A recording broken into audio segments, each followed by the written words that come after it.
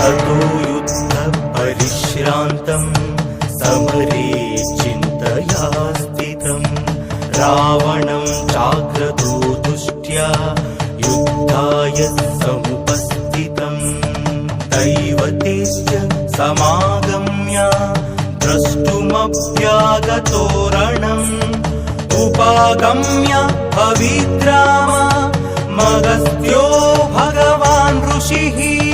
राम राम महाबाहो शृणुगुह्यं सनातनं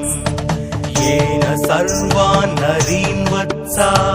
समरे विजयिष्यसि आदित्यहृदयं पुण्यं सर्वशत्रुविनाशनं जयावहं जपे नित्यमक्षयं परमं शुभम् सर्वमङ्गलमाङ्गल्यं सर्वपापप्रणाशनं चिन्ताशोकप्रशमना मयूर्वर्धनमुत्तमम् रश्मिमन्तं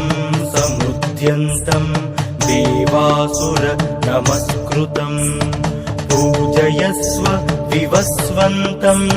भास्करं भुवनेश्वरं सर्वदेवतात्मको हेश तेजस्वी रश्मिभावन